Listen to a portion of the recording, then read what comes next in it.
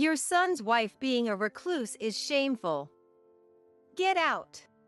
Ignoring her own freeloading presence in our home, my mother-in-law Emily calls me unemployed. She just eats and sleeps all day. She's the real unemployed one. Who should leave? Just wait and see. I'll break her spirit. My name is Shirley. Recently, I suddenly got hooked on cookies, and while watching TV and munching away, my waist started looking like I was wearing a floa tie. I'm 39 years old. I've been taking in too many calories without moving much. This happened about 2 years ago. Finally, my workplace introduced remote work. Normally, I'd be like, "Yay! I can sleep in since I don't have to commute." I would be so happy, but hey, how long are you going to stay home? Shouldn't you be getting ready to go to work by now?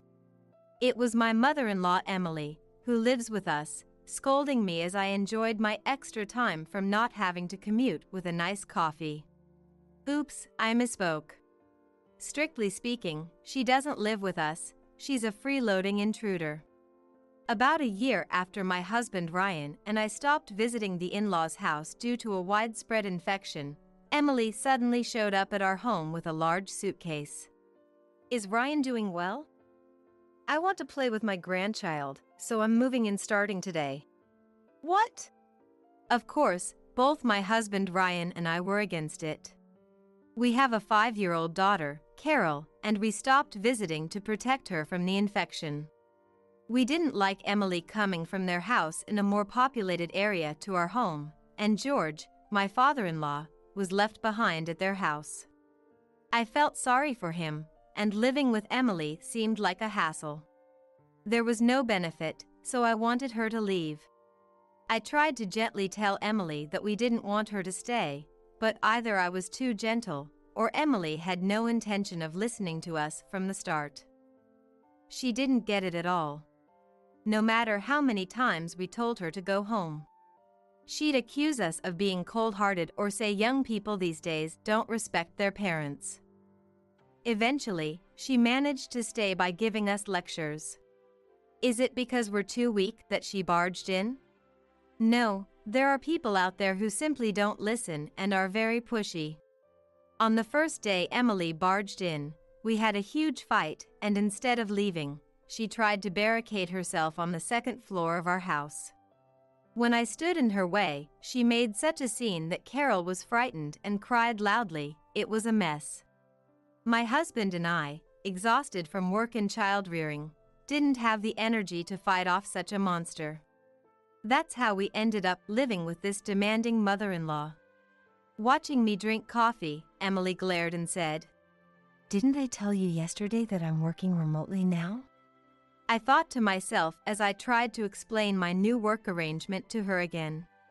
We switched to remote work because an infection was spreading in the office, making it impossible to work.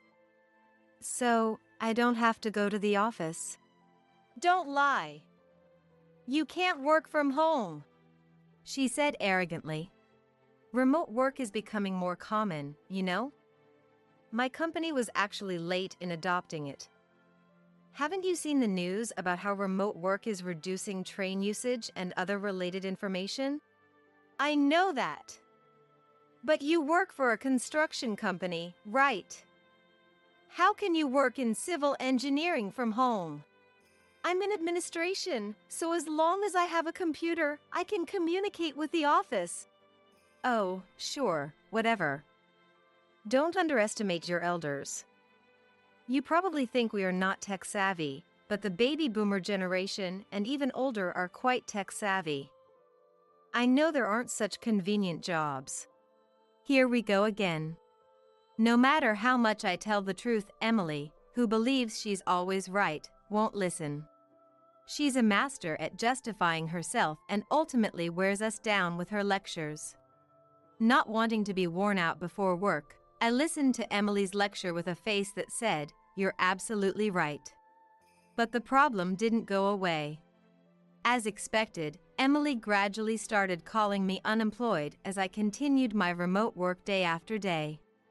Ryan works outside, but you just play on the computer at home.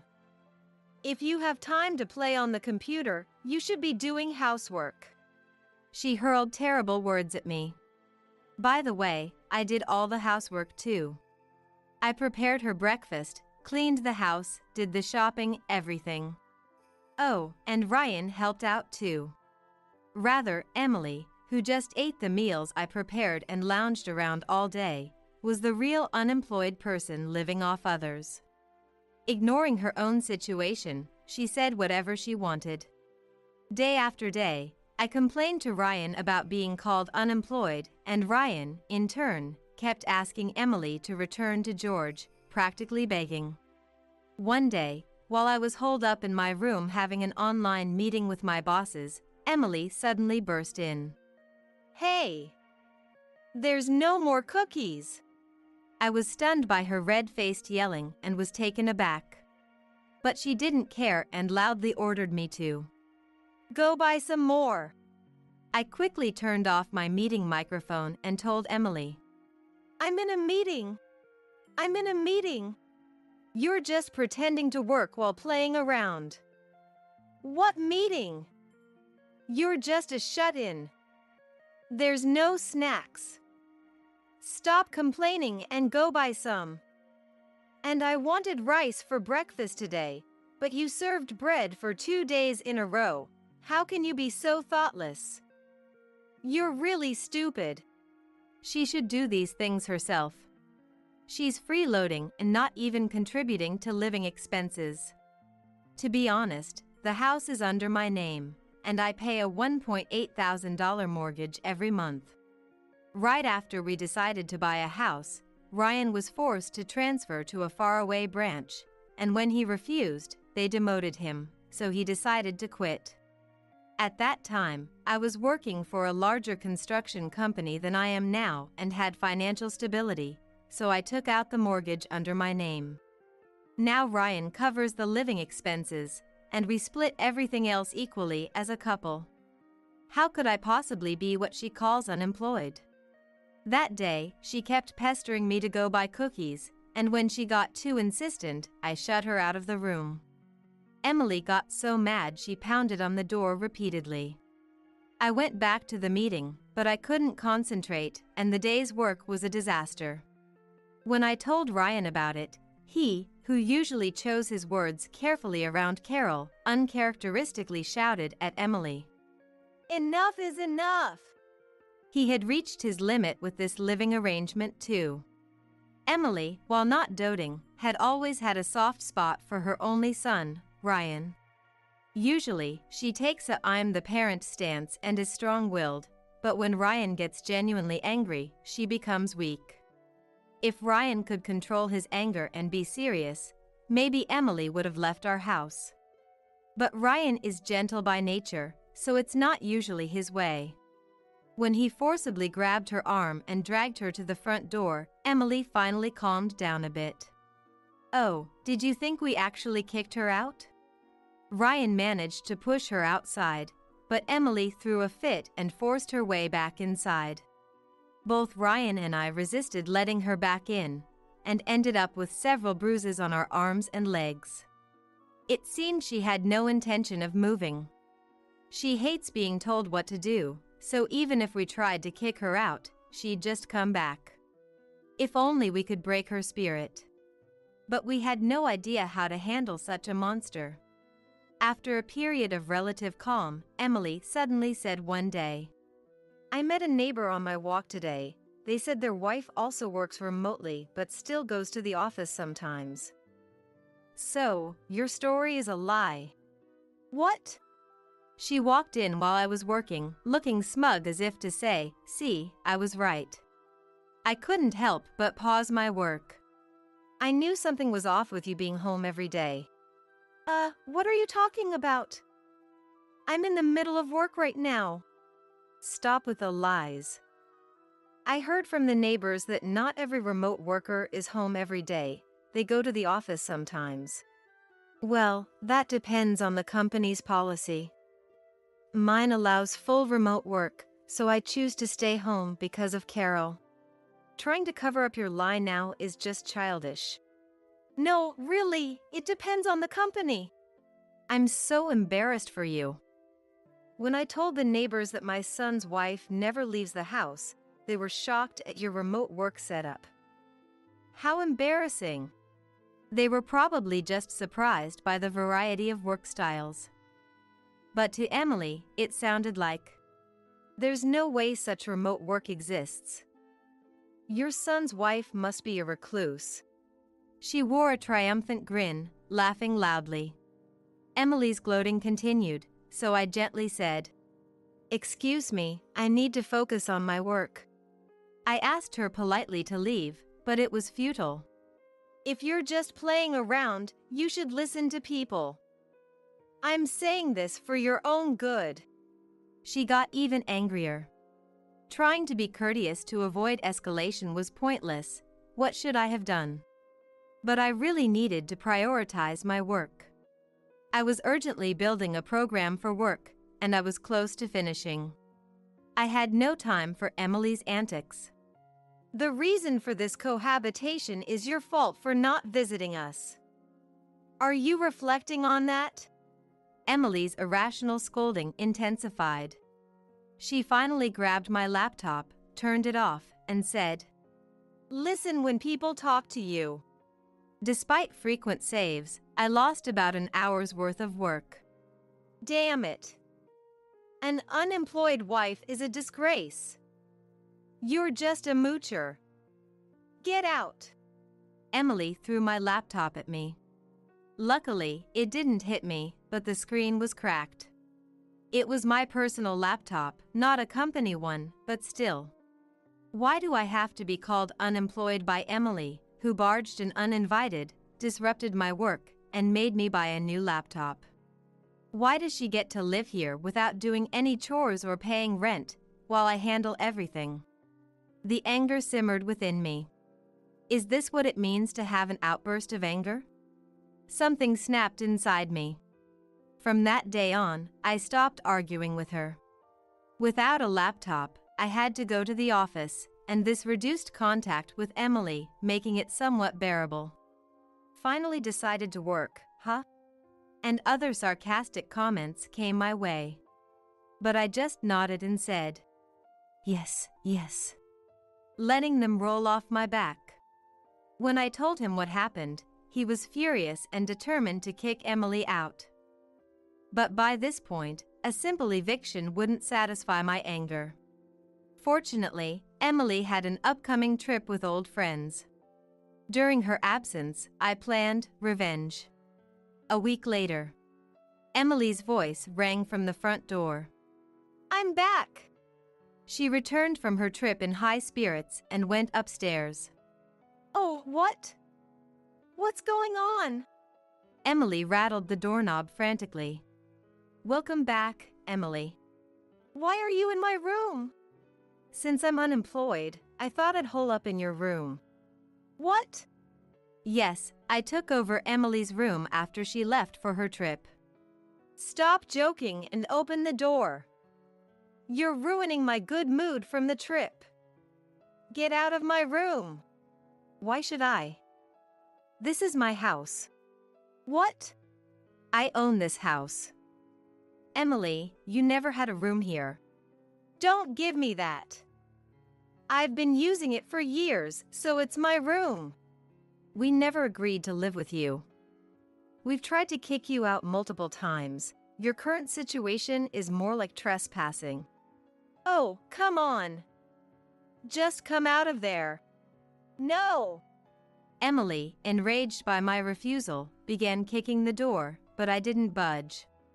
"Granny, you shouldn't break things." I heard Carol's innocent voice from the other side of the door. It seemed Ryan was there too, as I heard him say, "Don't become like Granny, okay?" "Why am I being treated like a joke?" Emily's anger intensified. "This is it, Mom. You can leave now, leave thoughtfully, or leave and never come back. Choose one of the three." "There's no choice but to leave." She screamed in rage, but Carol added, Get out." whether she understood the situation or not. The words from her granddaughter seemed to affect Emily, who weakly said, "What is this? I've done so much for you. We've been more than patient and accommodating because you're our parent, but you've trampled on all of that." Ryan replied, "How dare you? You never visit us. With the infection spreading, we couldn't. You only think about yourself, Mom." His logical retort left Emily shouting, "I'm not wrong." "All right, this isn't going anywhere." "Okay, Emily, I'll open the door for you." "What?" Sensing something off in my tone. She was visibly suspicious and hesitant. Without waiting for her response, I opened the door. That moment, Emily froze as she took in the sight of the room. "No! Where is he? Where is Jean?" "I threw it out with the trash the day before yesterday." "How could you do that?" "I'll get you for this." Emily, half crazed, lunged at me, but I deftly sidestepped her. Jean was Emily's favorite handsome Korean idol. This trip had been organized with her friends who were also Jean fans, staying at a hotel where Jean had discreetly stayed. Every time he visited the US, she attended his events, buying special edition CDs and limited merchandise. When she first arrived at our house from the in-laws' place, 80% of her suitcase was filled with Jean merchandise. The moment she moved in, her room's walls were plastered with his posters, and framed photos lined the shelves. But now, "Why is everything Johnny Cash?" Emily's half-crying voice echoed as she realized that all her beloved Jean posters and merchandise had been replaced with Johnny Cash memorabilia. "I sold them at auction," I replied. "That's not the point!" Emily screamed. "Oh my God! Even the curtains are different!" "I thought those girly pink lace curtains didn't suit your lack of charm, so I switched them to an American traditional pattern." "What about my bear rug? Why is it Mount St. Helens now? And my Mickey Mouse plushies, what is this? Swamp Thing?" "Just trying to coordinate more age-appropriately." "What? Wait. Did you really throw out all of my Jean stuff?" Emily's face turned pale as she shook my shoulders. "As you can see," I said with a smile. Emily looked around, staring at the walls, her mouth agape, and then collapsed to her knees. She was evidently in deep shock. More than I had anticipated. "Look at this, Emily. Those Johnny Cash posters cost me about $30 each, including shipping. Cheap? Maybe. But how many do you see? I even laid them out on the floor where you can't see them. And this Mount St. Helens rug, it's hand-woven. How much do you think that cost? Plus, I paid an absurd amount on a flea market app for that Swamp Thing plushie." "The price was ridiculous," Emily asked. "What are you trying to say?" "Well, if I were really unemployed, I wouldn't have the money to buy all this. It shows that I earn enough to pull off this prank." "So what? I don't care anymore." Crushed by the loss of Jean, Emily couldn't even argue. "If you go silent on me, it's not as fun. How about this, then?" "What?" Emily froze again as I quietly opened the closet. "My clothes? From now on, you only get this stylish tracksuit and a single t-shirt." I showed her a tracksuit with an American traditional pattern and a white t-shirt that simply said unemployed. "What is this? I have a Jean event next week. I can't dress up for it. Why not wear the tracksuit? It's stylish, probably. Maybe. Hopefully. If you don't like it, leave now. Get out! Get out!" Ryan and Carol echoed my sentiment.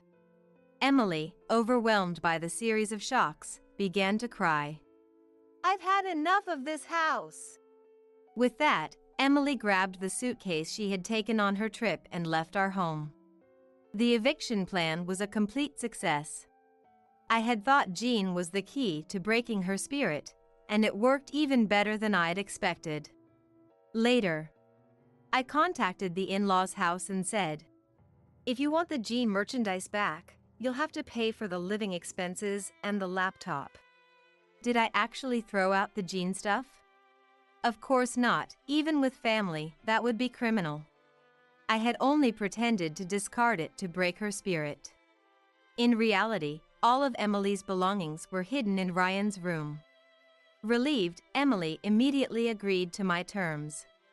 "For Jin's sake," she said, and transferred the money for the living expenses and the new laptop into my bank account. However, it turned out that the money came from George's retirement savings. Money that had been saved for emergencies during their old age. With the revelation that Emily had used George's retirement savings for the trip and her fan activities, George was furious. The couple had already been on bad terms because Emily refused to return to their home, but this was the last straw. Naturally, this led to a huge fight, and they eventually divorced. Moreover, since the in-laws' house originally belonged to George's family, Emily was kicked out. Emily probably wanted to rely on us, but Ryan preemptively declared that we wouldn't take care of her. Having had such a dramatic confrontation with me, Emily accepted that she wouldn't be forgiven and didn't seek our help. In the end, she moved in with her estranged sister, but rumors say her nieces aren't thrilled about it. Meanwhile, our home is livelier than ever with Carol now in elementary school. Recently, Carol learned how to make sandwiches at a school event and insists on making them for us every day, so our dinners have been all sandwiches.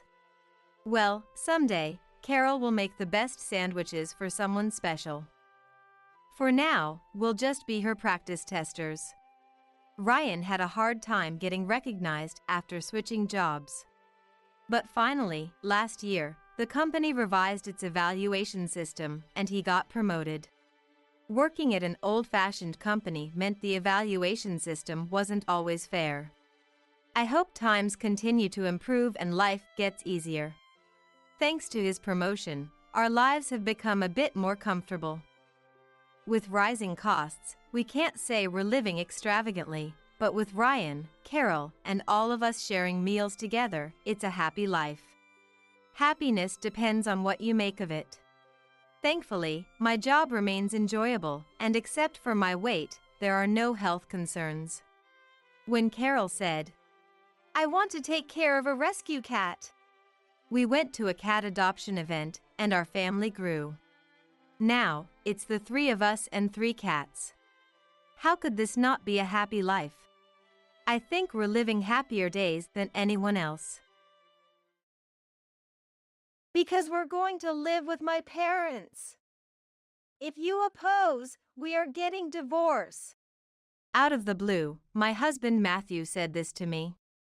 What do you mean by that? Just as I said. I'll use that $3 million as I please. I've decided to use that money to build a duplex. That's all there is to it. I was shocked at how Matthew could so nonchalantly plan to use the $3 million I inherited from Mom, as if it was his right. Construction starts next month, and once it's finished, we'll move. Make sure you're ready. In the meantime, my parents will stay here, so entertain them properly. If you can't, it's divorce. Matthew stated this bluntly, then slammed a signed divorce application on the table. Remember, I'm the head of this household, meaning I'm the most important. I'll say it again, if you can't follow what I say, divorce. I tried to judge whether Matthew was sane by looking at his face. Fine, but you'll regret it. Shut up! Matthew must have thought I would give in as usual. He left the house through the front door, full of confidence. Of course, I didn't follow him. 3 days later. My name is Sophia. 40 years old. I work as a freelance writer. I met Matthew at work when I was still working at a publishing company. Back then, I was 27 and Matthew was 29. We started dating and quickly began to think about marriage. 6 months later, we were married and living together. Soon after, we had children. I quit my job due to my pregnancy. I took a break from work to raise our kids, and once things settled down, I resumed working as a freelance writer. We have 2 kids, an 11-year-old daughter and a 10-year-old son, both of whom are lively and attend elementary school. Working from home most of the time allows me to be there when the kids come home from school, so they don't feel too lonely. Matthew works in sales, often coming home late, but sometimes he spends time with the kids, like taking baths together or going to amusement parks or movies as a family. I'd say we were living a very good rhythm of life. We're currently renting, but once the kids get a bit older, we plan to build a house on a piece of land we like. We've been saving up for it. I was satisfied with our life, but unfortunately, tragedies can strike unexpectedly. My mom suddenly fell ill. By the time it was discovered, it was already too late to do anything but ensure she could live her remaining time as comfortably and painlessly as possible. Though I said I was satisfied with our life, that was in the context of our immediate family of 4. The conversation changes a bit when it comes to my parents. My dad passed away due to illness when I was in high school. Fortunately, we owned our home and Dad's insurance covered the mortgage, and with Mom working, we weren't financially strained. But without any grandparents or close relatives to rely on, it must have been hard and lonely for her, raising me alone. However, I didn't face much financial hardship and was able to go to college. I did contribute to the household finances after getting a job, but I never had to forego anything I wanted and could dedicate myself to my career. When I got married and left home, my in-laws weren't very happy about us living in the same area as my family home. My in-laws are farmers in Matthew's hometown, proud of their work and continuing to farm into their 60s. I respect and admire their dedication, but apart from that, they seem to hold outdated views on gender roles, thinking men should always come first. Matthew moved to the city for university, found a job, and then we met and married. My in-laws weren't pleased with him marrying. Once you're married, you're a wife. Quit your job and help out here, Matthew's father, Thomas, told me even before we got married. And not returning to help on the farm. I have my own career, and there's no work for me if I return. Matthew argued, convincing them to begrudgingly accept our decision to live near my childhood home, though they'd complain to me over the phone occasionally. Well, my parents are making compromises, so please, just tolerate the occasional phone call, Matthew would say, and I thought that was the least I could do. My mom, while happy to have her daughter and son-in-law nearby, was also mindful of the in-laws, so I figured enduring it was my way of respecting both sets of parents. The in-laws have made numerous infuriating comments over the years. When our daughter Madison was born, they said, "Why didn't you have a boy to carry on the family? They won't live with us, can't produce an heir. Why did Matthew choose such a wife?" That was the first thing they said. Without even a congratulations, this was how they spoke. Matthew responded to this by saying, "Those are rural values, just let them say what they want." I was angry, but decided to swallow my words and ignore it, considering we fundamentally disagreed. Then, a year later, when our son John was born. "Well done! Now we can finally accept you as a wife." They were overjoyed and said, "Bring him back for everyone to see." I was surprised. After all, traveling to the in-laws' house requires a plane and bus ride, taking at least 4 hours at the shortest. It's impossible to take a newborn and a 1-year-old that distance. Matthew, praised by the in-laws, seemed to want to show them off, but aren't you worried about your children? It's fine if the in-laws want to meet them here, but it's impossible to take them. If you insist on taking them, then I'll leave this house. After I made my case, he finally gave in. I threatened the in-laws with the possibility of something happening to the heir, and after much complaining, they reluctantly agreed. The phone harassment towards me intensified, but I endured it to protect my children. The in-laws never made the trip here. The reason is the distance. It's an hour's drive to the nearest bus stop from the in-laws' house, then a 2-hour bus ride with several changes to the airport, and another hour by plane. Just the travel time is 4 hours, plus at least another 2 hours for transfers, making it a half-day journey. Even for the sake of the heir, the in-laws, who hardly ever travel, found the distance daunting. I felt bad that they couldn't see their grandchildren often because of the distance, but since they didn't visit, I settled for sending lots of photos and tried to be considerate. The first time we visited the in-laws' house with the kids was when they were old enough for preschool. Matthew arranged his work schedule, choosing a time outside the busy holiday season when we wouldn't have to stand the whole way, and took them to the in-laws' house. The in-laws were very happy, mostly with John, virtually ignoring Madison. This made me uncomfortable, and I preferred not to visit again. Around that time, Matthew's work became busier, making it difficult to take time off, so we haven't visited the in-laws' house since. I was relieved, though I felt guilty for frequently visiting my own parents since they were nearby. But considering their attitude, I convinced myself it was justified. Matthew agreed, so, albeit naively, I let it be. Until this recent incident.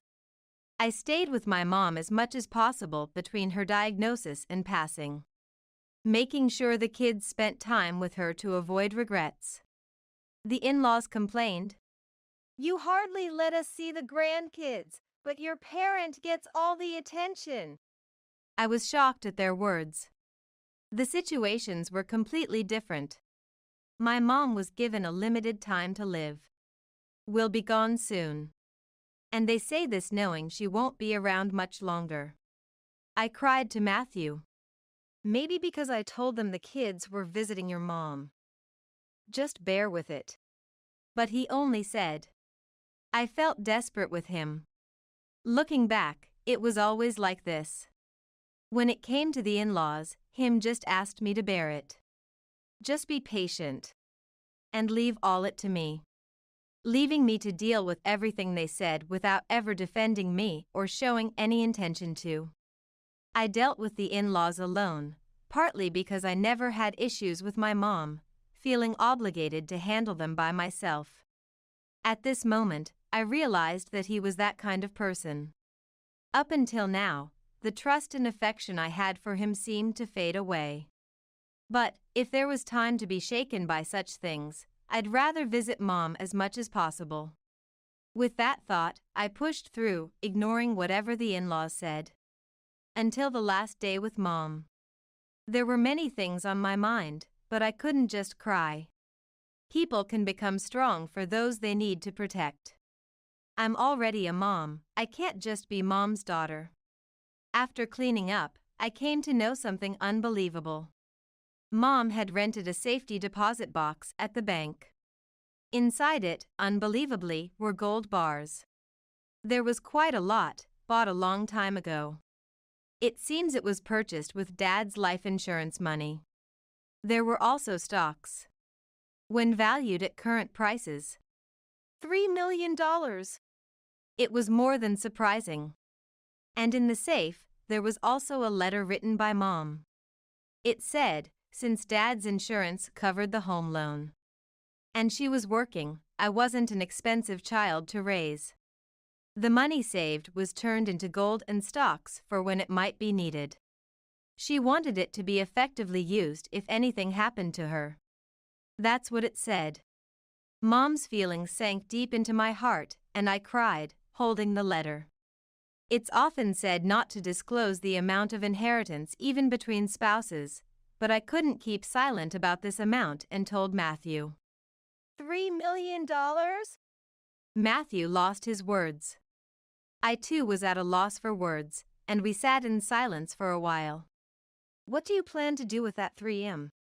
Matthew was the first to break the silence. What do I plan? I was at a loss too. For now, I plan to not touch it until the inheritance is settled. I'm the only heir, so I don't see any problem. That makes sense, Matthew said, looking up as if calculating something. Anyway, I just thought I'd let you know. I left the room, looking at Matthew who wasn't looking back. And so, I completed the inheritance process, and the $3 million worth of assets became mine. As soon as that happened, We're going to live with my parents. If you object, we're getting a divorce. Out of nowhere, Matthew said this to me. What do you mean by that? Just what I said. I'm going to use that $3 million as I please. I've decided to build a duplex with that money. That's all. He said it as if it were the most natural thing, and I was shocked. Hey, what's the idea here? What do you mean? Don't you have a clue? I don't understand.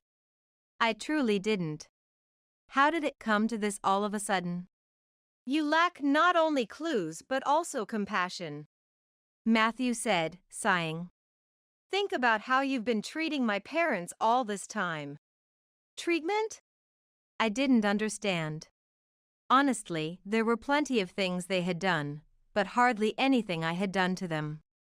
You always took care of your own mom, but neglected my parents, claiming they were too far to visit except for once. Huh? Suddenly, I felt a shock as if my head had been hit. Even though I often go to my parents to see my grandchildren, I only went to see my parents once because it was far away. Wasn't that something we agreed upon? You wouldn't invite my parents here either. No, I had asked them to come many times, but the in-laws said it was too far and didn't come.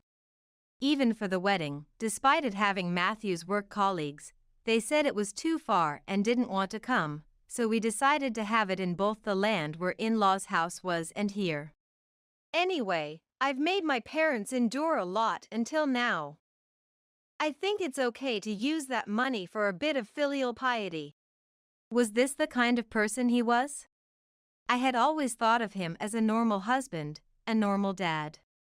As I stood there dumbfounded, he continued with his story. I've always been dissatisfied with your attitude towards my parents. But there's no work back in our hometown, so I had no choice but to put up with it. Watching you prioritize only your parents, I've always wanted to do filial piety too. But I'm an adult. I kept silent so as not to upset you and disrupt our life. Huh? I silently said that in my mind. I decided to listen to all of his reasons, considering that I'm an adult too. But if there's such a large sum involved, that changes things. There's no need to strain myself with a tough sales job here. I'll quit my job and return to my hometown. I'll build a duplex there and start showing filial piety from now on. At that moment, when I had talked about Mom's inheritance, was he looking up at the sky, thinking about all this? To think he was making such calculations in his head. Matthew, looking me straight in the eyes, declared, Construction will start next month, and once it's finished, prepare for the move. In the meantime, call my parents here and entertain them properly. If you say you can't, it's divorce. After saying this, Matthew slammed a divorce application filled out on his part on the table. Remember, I'm the head of this household, which means I'm the boss. I'll say it again, if you can't follow my orders, it's divorce. I tried to gauge if he was sane by looking at his face. Matthew's eyes were bloodshot. One could say he was insane, or one could argue he was sane. What's clear is that he's blinded by the sum of $3 million. It's as if I could see stacks of cash in the depths of his pupils. No way. I said it firmly. What did you say? I refuse to live with your parents. And I refuse to move to your hometown. I won't make the kids change schools, and at this point, I can't welcome your parents either. Then it's divorce, Matthew said, glaring at me. Fine, let's divorce. But just so you know, you'll regret it. Shut up! Matthew left the house and didn't return. 3 days later. Hey, what's going on? Matthew, who hadn't contacted me since leaving, suddenly made such a call. What do you mean? The gold bars and stocks. The safety deposit box is empty. Of course, it's about that. What do you mean? I moved them elsewhere, so it's not surprising they're gone. Why did you do such a thing without telling me? Without telling? It's the inheritance I received. I'm free to do what I want with it, right? I said I would use it as I see fit. He's free to say so. But I never agreed to that. Where did you hide it? I didn't hide it. I entrusted it to a lawyer. What? I sighed. Then kindly explained. There's something called inheritance tax when you inherit something. If you inherit $3 million, who knows how much tax will be charged? So, I entrusted it to a lawyer to sell only as much as necessary to pay the taxes. A reasonable measure, obviously. That's why I requested it during the inheritance proceedings, didn't I? Get it back immediately and give me the money from the sale. Why should I do such a thing for you, a stranger now? Eh? He seemed not to understand what I meant. I'll say it again. Why should I do such a thing for you, who are now a stranger? What do you mean, stranger? We're husband and wife. Well, we were, until 3 days ago. 3 days ago? I sighed again and decided to kindly explain once more. You left the divorce application you signed, remember? I immediately submitted it to the office after you left. So, you and I are strangers now. Why would you do such a thing? That's something you decided to write and submit yourself, right? That was obviously a strategy to make you agree to the inheritance. I was astonished. He said it as if it were the most natural thing. Anyway, I've already submitted the divorce application, so you and I are strangers now. Even if we were still married, you would have no rights anyway. Hey, we're still married! Don't be so cold. His voice was almost crying. That's why, we're not married anymore. Oh, and by the way, I didn't realize until you called, but you took the safety deposit box key without telling me. He didn't answer. Since the box is empty, I was thinking of canceling it anyway, so I didn't even notice the key was gone. If you were planning to take the contents without telling me, that's theft, you know. You're calling your husband a thief? That's why I'm saying you're not a husband anymore. But when you stole the key, we were still married. I'll have to consult with a lawyer about what that means. When I said this, he started ranting something incomprehensible over the phone. I don't understand what you're saying, so I'm hanging up now. But I quickly hung up and blocked his number, saying. That night, a call came from the in-laws. I had forgotten to block their number after blocking Matthew's. The in-laws had this to say. The house has already been demolished for rebuilding, and now you're saying to stop the reconstruction? Do you think that's going to fly? We've already hired the master builder, and it's too late to cancel now. He's already told everyone about the $3 million job with great joy. Bring the money immediately. If you apologize now, we'll still recognize you as his wife. Not wanting to engage further, I decided to let the in-laws rant until they were tired. It seems Matthew had already proceeded with the rebuilding arrangements at the in-laws' house while I was processing the inheritance. Probably, he thought that if he created a fait accompli, I would just comply as usual if he told me to bear with it. From the in-laws' call, it appears that the oldest annex of the in-laws' house had already been demolished. The main house is now full of stuff from the annex. What are you going to do? Come and help clean up immediately. But that wasn't something I asked for. Are you done saying what you want to say? Then, I have just one thing to tell you. My divorce with him is finalized. Therefore, you and I are now strangers. Goodbye. This time, I made sure to block the in-laws' number as well. I rejected all calls from Matthew and the in-laws and took the children to a different location for safety. As expected, he and the in-laws made a big fuss at our house, not finding me and the children there, and apparently reported us as missing persons to the police. However, I had already asked my lawyer to handle these matters in advance. The lawyer had informed the police that my divorce with him was finalized, that the safety deposit box key was stolen, and provided the recorded phone calls with Matthew and the in-laws, explaining that I had to hide for my safety. Desperate, Matthew and the in-laws begged the lawyer to pass a letter to me, and when they contacted me about what to do, I asked it to be forwarded. The letter stated, "The master builder is waiting a bit, and the demolition has stopped with just the annex, but he keeps asking when to resume, and it's troubling. I had completely forgotten about the inheritance tax. I want to downsize the reconstruction to fit the remaining budget after paying the taxes, and I would like to consult as soon as possible.